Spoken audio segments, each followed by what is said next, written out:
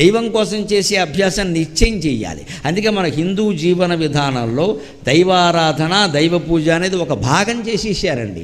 ఏ ఇల్లాలికైనా ఏం చెప్పారు అంటే, అమ్మ 6 గంటల సూర్యోదయం అయ్యేలోగా స్నానం చేసి దేవుడి దగ్గర ఇంత దీపం పెట్టు, మిగిలినప్పుడు నీ పనులు చూసుకోవాలి. ఆ మాత్రం చేయలేమా? అది కూడా కష్టమేనా? ఇంకా దేవుడు ఎలా కనపడతాడు? మరి ఏదైనా ఆపద వచ్చినప్పుడు కనపడతాడా దేవుడు? 6 గంటల లోపు భార్యాభర్త ఇద్దరు స్నానాలు చేసి ఆ పాత బట్టలు అవతల బారేసి ఉతికిన బట్టలు కట్టుకుని ఈవిడో దీపం పెట్టి ఆయన అక్కడ కూర్చుని దండం పెట్టలేడండి. అంతకంటే గొప్ప పనులు ఉన్నాయి మనకి. రాత్రి ఏమో 1 గంటకి 2ంటికి పడుకోవడం, పొద్దునేమో 9ంటికి లేవడం. లక్ష్మీదేవి ఎందుకు ఉంటుందండి మన దగ్గర? లక్కీ డ్రా ఉంటుంది, లక్ష్మీదేవి ఉండదు ఇక్కడ. ఆచారాలు ఎందుకు పెడతారంటే ఇందుకే. కనీసం నిత్యము నత్యంత యోగస్థితం రోజు చేయి. అంతేకాదు, అలా చేస్తే నిర్మల జ్ఞాన దీప ప్రభాజాల విధ్వస్త నిస్సార సంసార మాయాంధకారులు.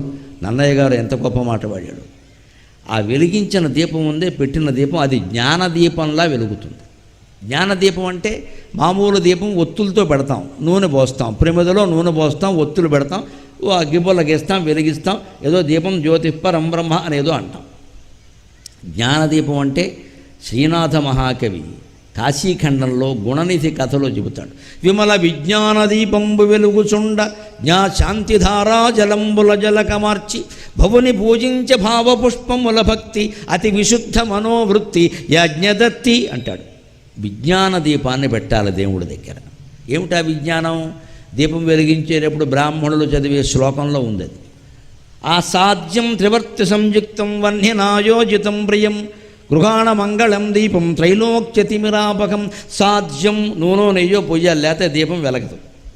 త్రివర్తి సంయుక్తం 3 ఒత్తులు కలిపి 3 పోగులు కలిపి ఇలా గుండ్రంగా మెలిపెట్టి ఒక ఒత్తు కింద పెట్టాలి. 3 ఒత్తుల 6 ఒత్తుల 7 ఒత్తుల అంటారా? శాస్త్రం చెప్పింది ఇంతే. 3 దారపోగులు కలిపి ఒక ఒత్తు కింద పేనమన్నారు. ఆ పేనడం ఇలా మెలిపెట్టినట్టు చేయాలి. ఎందుకంటే నూనె ఇప్పుడు నీళ్లు పళ్ళ మెరుగు, కానీ నూనె వంకరగా తిరుగుతుంది, జారుతుంది. అందుకని ఒత్తి మెలిపెట్టాలి.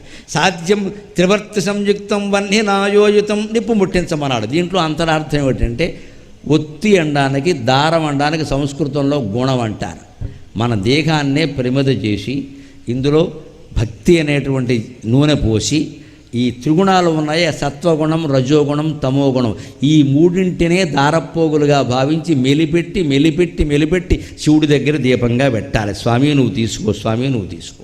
ఈ త్రిగుణాల కారణంగానే మనకి దుఃఖాలన్నీ వస్తున్నాయి. తమోగుణం, రజోగుణం, సత్వగుణం.